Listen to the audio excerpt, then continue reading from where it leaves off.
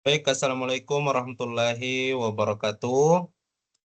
Perkenalkan, nama saya Fajar Arif, NIM 2502010202224.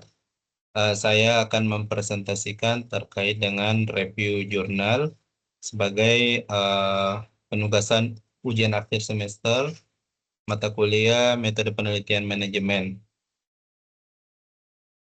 Izin share screen. Baik. Saya akan mereview penelitian yang menggunakan regresi linear berganda dan CMPM PLS. Dosen pengampu kami, Dr. Silvanasya, SSI, MSI.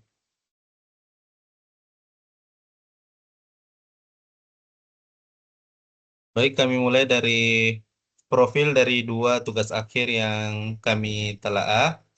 Yang pertama, nama penelitinya Ramdhani, NIM 24020102070.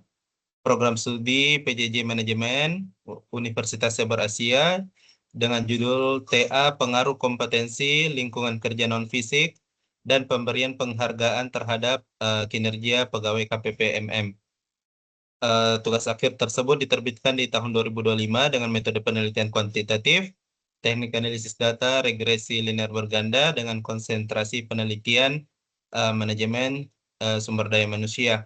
Alasan kami memilih penelitian ini karena penelitian ini sesuai dengan kriteria yang disyaratkan dalam ujian akhir semester dan penelitian dengan konsentrasi manajemen SDM menggunakan teknik analisis data regresi linear berganda berbeda dengan TA yang kami susun, sehingga kami tertarik untuk mereview TA tersebut dengan harapan penulis dapat mempelajari lebih mendalam terkait dengan teknik analisis data yang lain.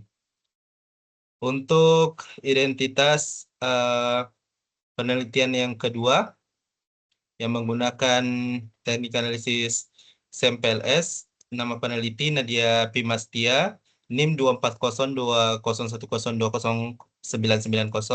program studi PJJ Manajemen Unsia dengan judul TA Peran Minat Beli dalam Memediasi Pengaruh Persepsi Harga Terhadap Keputusan Pembelian Susu UHT Greenfields.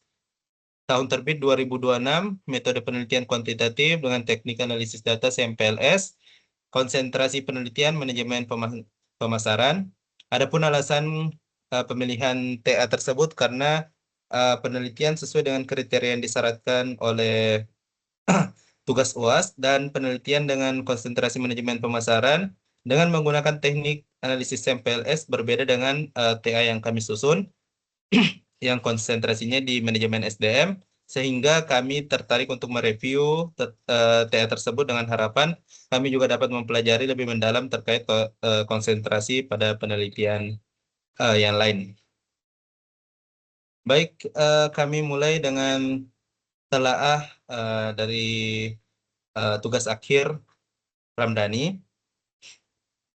Adapun temuan kritis yang dapat kami temukan di penelitian Ramdhani terkait dengan yang menggunakan teknik analisis regresi linear berganda, yaitu adanya kontradiksi di latar belakang, di mana penulis menulis bahwa kinerja pegawai pada tahun 2023 sampai 2024 berada dalam rentang sesuai ekspektasi, padahal tabel yang disajikan di halaman yang sama menunjukkan status belum tercapai untuk dua indikator kinerja. Menurut kami ini kesalahan yang cukup fatal karena letaknya di bagian paling awal yang akan dibaca oleh penguji. Yang kedua terkait dengan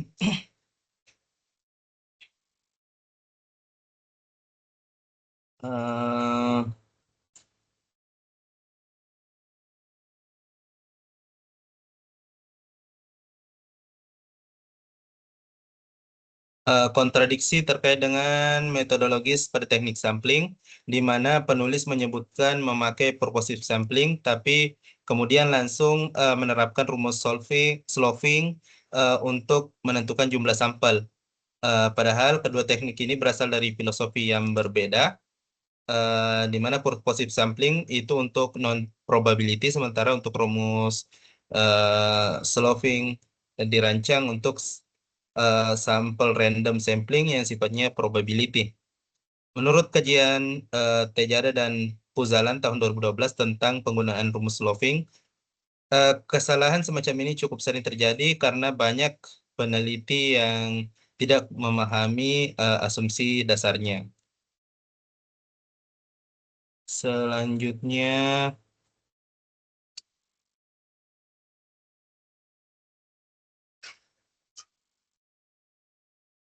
terkait dengan kesalahan matematis yang menurut kami cukup fatal juga di persamaan regresi linear. Penulis menuliskan rumus Y sama dengan 5,074 ditambah 0,447 ditambah 0,486 ditambah 0,550 ditambah E tanpa variabel pengali X1, X2, dan X3. Menurut kami ini murni kesalahan penulisan rumus yang seharusnya bisa dicek ulang sebelum sidang.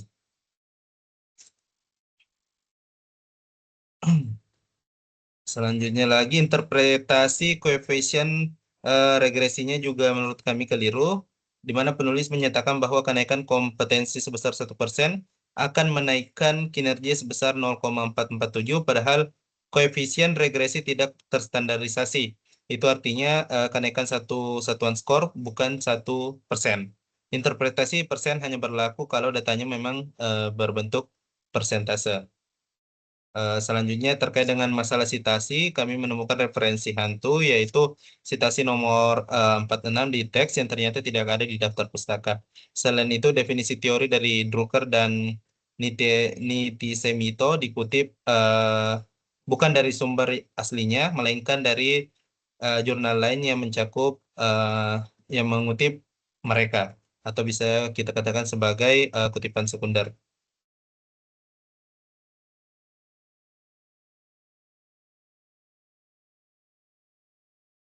Oke, di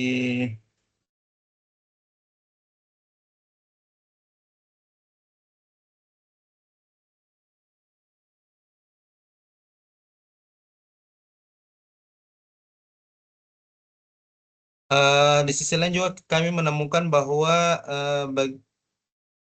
bagian yang sudah cukup baik seperti uji validitas dan reliabilitas secara angka sudah kuat dengan Cronbach's alpha antara 0,796 sampai 0,930, jauh di atas standar minimal 0,70 yang menurut Nunali tahun 1978. Uji asumsi klasiknya juga sudah dijalankan meskipun nama uji heteroskedasitasnya tidak disebutkan secara eksplisit. Baik, kita melangkah ke tugas akhir yang kedua. Temuan kritis pada TA Nadia yang menggunakan SAMPLS. Secara umum,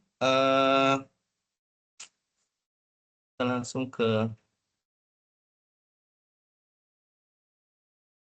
secara umum evaluasi outer model penelitian ini cukup lengkap dan mengikuti tahapan yang direkomendasikan oleh Hair, Hull, Rijal, dan Sarsted tahun 2019 dalam buku Premier PLSM yang mencakup outer loading, AVE, cross loading, kriteria Forner-Lecker, sampai HTMT.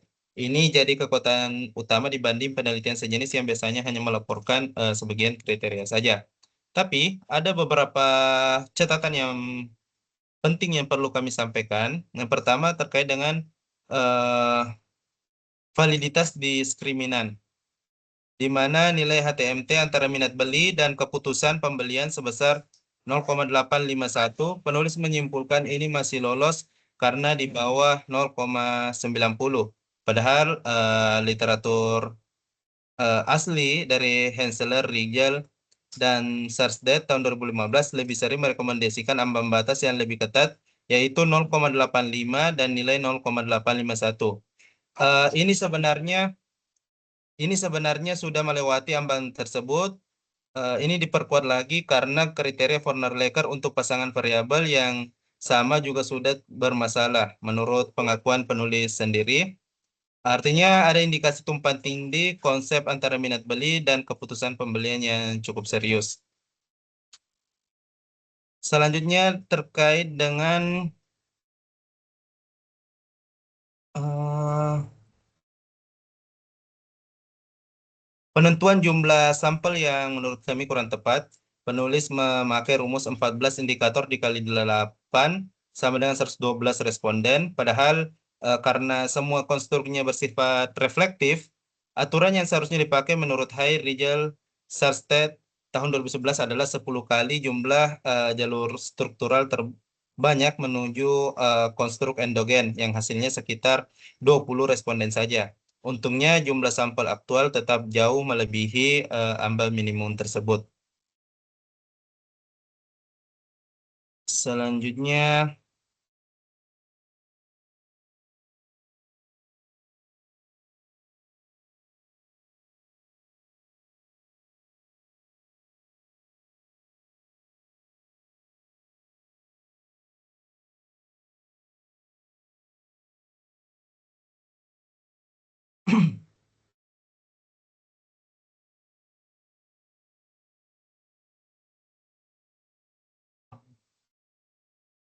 em, selanjutnya ada dua evaluasi inner model yang terlewat sama sekali, yaitu nilai VIF dan untuk mengecek kolenialitas dan nilai F square untuk melihat kontribusi individual tiap prediktor. Padahal keduanya tahapan wajib yang menurut Hair DKK pada untuk terbitan 2019.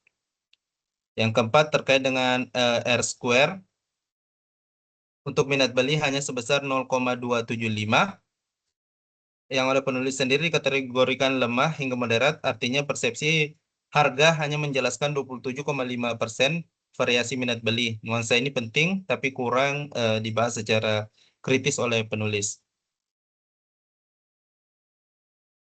Selanjutnya kita masuk ke perbandingan kedua tugas akhir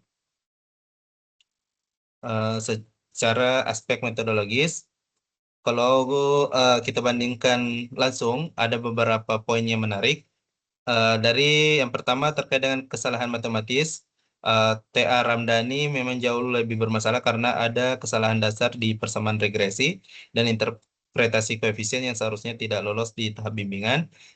Selanjutnya dari sisi kelengkapan evaluasi model, TA Nadia jauh lebih unggul karena mengikuti hampir seluruh kriteria standar PLSM terkini. Tapi menariknya, TA Nadia justru punya jebakan yang lebih tersembunyi karena metodenya kelihatan canggih dan lengkap di permukaan. Eh, Namun masalah seperti VIF, inner model yang hilang, F square yang tidak dihitung, sampai sinyal tumpang tindih, konsep antar konstruk jadi lebih sulit terdeteksi. Hal ini menjadi sulit terdeteksi untuk penguji yang kurang familiar dengan literatur PLSM terbaru. Sehingga dapat kita simpulkan dari telah kita terhadap review dua tugas akhir ini, yang pertama, konsistensi itu jauh lebih penting dari sekadar kelengkapan tabel statistik, karena percuma punya banyak tabel kalau narasi dan datanya saling bertentangan. Yang kedua, pemilihan teknik sampling dan justifikasi metodologis harus benar-benar dipahami filosofinya, bukan sekadar mengikuti template penelitian sebelumnya. Yang ketiga, semakin canggih alat analisis yang dipakai, maka semakin penting juga untuk memahami setiap tahapan evaluasinya secara utuh. Karena kesalahan pada metode yang kompleks justru lebih mudah lolos tanpa kita sadari. Sebagai penutup, kami menyimpulkan bahwa secara teknis, TA Nadia menunjukkan kualitas metodologis yang lebih matang dibanding dengan TA Ramdhani, tapi keunggulan ini bukan berarti tanpa celah. Justru dari dua tugas akhir ini, kita dapat mendapat gambaran bagaimana kesalahan metodologis bisa muncul di saat alat analisis sederhana maupun eh, alat kompleks sekalipun. Demikianlah pemaparan kami. Kami sangat memohon arahan dan bimbingan dari Ibu Silvana, dan kami mohon maaf apabila dalam penjelasan kami terdapat kesalahan. Wassalamualaikum warahmatullahi wabarakatuh.